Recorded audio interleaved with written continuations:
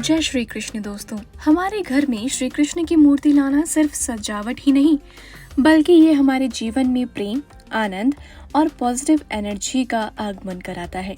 लेकिन क्या आप जानते हैं, हर मूर्ति घर में रखने के लिए शुभ नहीं होती और सही मूर्ति की पूजा करने का भी एक खास तरीका है। तो चलिए आज की वीडियो में जानते हैं कि आखिर श्री कृष्ण की कौन सी मूर्ति घर में लानी चाहिए, कौन सी मूर्ति लाने से बचना चाहिए और घर में श्री कृष्ण की सही तरह से पूजा कैसे करें। सबसे पहला भाग, आखिर श्री कृष्ण की कौन सी मूर्ति आप घर में लाएं। माखन चोर रूप। श्री कृष्ण का माखन चुराते हुए बाल रूप बहुत शुभ माना जाता है। ये घर में धन, सौभाग्य और खुशी लाता है। मुरली वादन करते हुए खड़े श्री कृष्ण। अगर मुरली बजाते हुए श्री कृष्ण की मूर्ति लाते हैं तो उसे गाय और गोपियों के साथ होना चाहिए।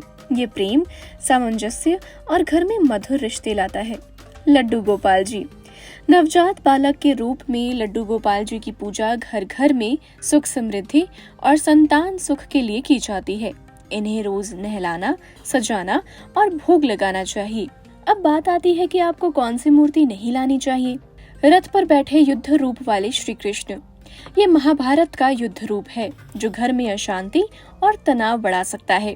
अर्जुन को गीता उपदेश देते हुए ये ज्ञान और कर्म का प्रतीक है, लेकिन इसे मंदिर, आश्रम या पढ़ाई के स्थान पर रखना शुभ है, घर के पूजा गृह में नहीं।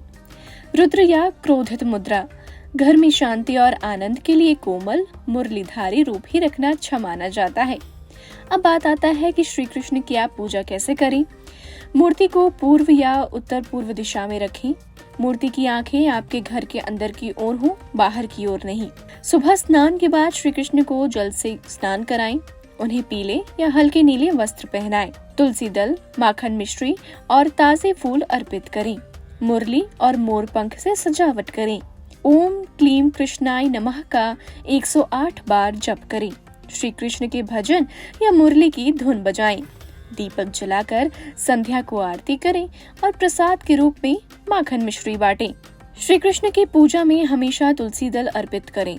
बिना तुलसी के भोग अधूरा माना जाता है।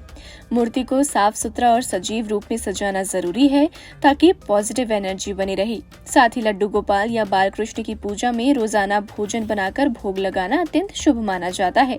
तो दोस्तों, घर में श्री कृष्ण का मुरलीधारी बाल रूप या माखन चोर रूप लाना सबसे शुभ होता है। इनकी पूजा प्रेम और भक्ति से करें तो आपके घर में हमेशा खुशियां और सौभाग्य का वास होगा।